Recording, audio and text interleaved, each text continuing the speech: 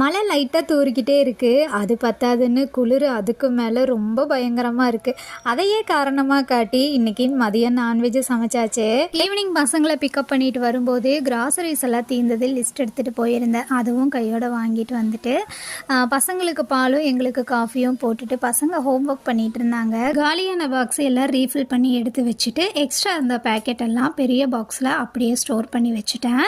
இப்போல்லாம் tea coffee குடிக்கும்போது white சுகரோட டேஸ்ட்டை விட ப்ரௌன் சுகரோட டேஸ்ட்டே நாக்கில் ஒட்டிக்கிச்சு. கொஞ்ச நாளாக இந்த பிராண்டோட ப்ரௌன் சுகர் தான் யூஸ் பண்ணிகிட்ருக்கேன். இதில் நோட் பண்ண வேண்டிய விஷயம் என்னென்னு பார்த்தீங்களா, ஜாங்கிரி பவுடர்னு இருக்கிற பேக்கெட் எடுத்திங்கன்னா தான் அந்த கரும்பு சர்க்கரையோட டேஸ்ட்டு கிடைக்கிது. அதுவே ப்ரௌன் சுகர்னு இருக்கிறது எடுத்திங்கன்னா அப்படியே ஒயிட் சுகரோட டேஸ்ட்டு தான் இருக்குது. ஸோ அதை மட்டும் நோட் பண்ணிக்கோங்க. நைட்டு டின்னருக்கு மதியம் வச்ச சிக்கன் குழம்பு இருந்துச்சு. அதுக்கு தோசை தான் நல்லாயிருக்கும். மாவு இல்லை அப்படிங்கிறதுனால பேக்கெட் மாவு வாங்கிட்டேன். கிளைமேட்டுக்கு தகுந்த மாதிரியே நெய் தோசையோ சிக்கன் குழம்பு அப்படி இருந்துச்சு.